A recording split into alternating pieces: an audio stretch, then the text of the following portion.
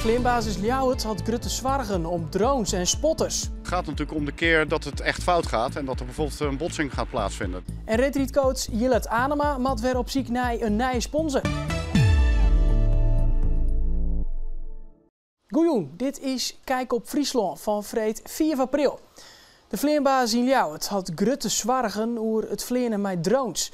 Boppen en beide basis maar net vleien worden, hielendal net nooit de internationale oefening Frisian Flag houden wordt.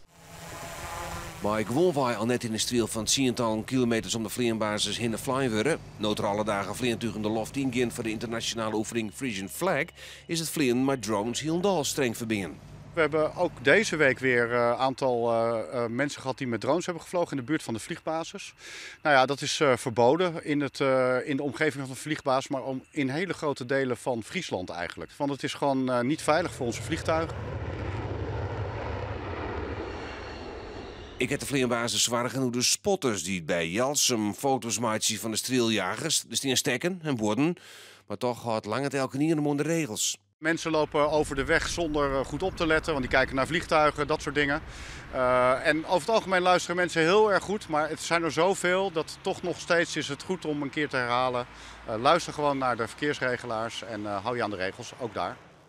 Informateur Harry van der Molen verkent een coalitie in de provincie van 4 partijen. Daarbinnen de 4 grootste partijen voor in beeld. Dat binnen het CDA, Forum voor Democratie, PvdA, VVD en FNP. Samen waren 28 zitten in de steden. Er binnen 22 zitten nodig voor een meerderheid. Manje zal informateur Harry van der Molen verder praten met de partijen. Dan komen belangrijke thema's als de energietransitie, de economie en het veengrijdengebied aan bod. Wat van belang is voor de formatie is dat deze partijen in ieder geval het gevoel met elkaar hebben dat ze eruit komen kennen. Want aan het eind van mijn informatie zal er echt nog geen akkoord lezen. Dat moet in de formatie. Maar je moet elkaar wel zodanig al vertrouwen dat je denkt we kennen met elkaar geerwerkje en we kunnen eruit komen. Als de partijen mij deze 4 partijen niet opsmieten, komen nevens Van der Molen ook de orenpartijen weer in beeld. Retreatcoach Jillet Anema moet op zoek naar een nieuwe haatsponsor voor zijn marathonploeg. Het bedrijf Royal Air houdt op als Jiltzitter. Royal Air wie 4 sponsor van de ploeg van onder oren Bob de Vries, Jorrit Bergsma en Karin Kleibeuker. Nevens topman Jan Anker van het bedrijf een mooi moment om het stokje aan een oor te dragen. Hier maast Anema Ekkel op zoek naar een nieuwe sponsor, maar hoe vast zijn lange baanploeg. Een luchtvaartmaatschappij EasyJet is doing dat gatsprong. Alle veenzenen die in de oorlog in kamp Amersfoort zitten, moeten weer een gezicht krijgen. Daarom komt er een fotomonument. In duurgangslager Amersfoort hebben we in de Tweede Wereldoorlog 34.000 meest politieke gevangenen zitten. Vaak in min omstandigheden, wie honger en ziekte en de bezetter wie vreed. Als 1000 Friesen binnen het strafkamp gebracht. We hebben net even gekeken, bijvoorbeeld meer dan 100 uit Leeuwarden, meer dan 40 uit Heerenveen, meer dan 20 uit Drachten. Dus echt uit de kleinst mogelijke dorpjes komen zelfs Nederlanders, Friezen naar kamp Amersfoort.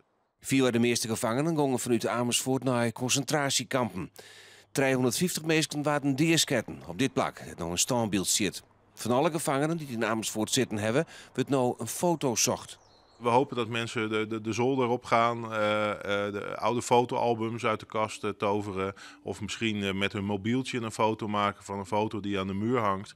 En op die manier hopen we beter in kaart te krijgen wie hier gevangen hebben gezeten, hoe ze eruit zien. En ervoor te zorgen dat de nagedachtenis aan die oorlogsslachtoffers hier levend blijft. En heb je ook nog foto's, dan kun je die via www.geefgevangeneneengezicht.nl uploaden. En dan krijgen we nog het waar. Hier is Piet Paulusma. Je hoort flink wat zin in haast, maar joen en vannacht meer en meer bewolking. Soms wat lichter aanstelt naar het volle warm. Temperaturen 6 of zo'n graden. Wind wat eerst en die is matig of zwak. Morgen eerst bewolking, in de midden de meeste zinnen en wat een noppelijk waartype. De temperaturen om de bij de 16 graden heen. De wind uit het eerste naar het eerste zwak of matig. En dit weer kijken op Friesland. Zorg van meer nieuws op omroepfriesland.nl of in de Omroep app.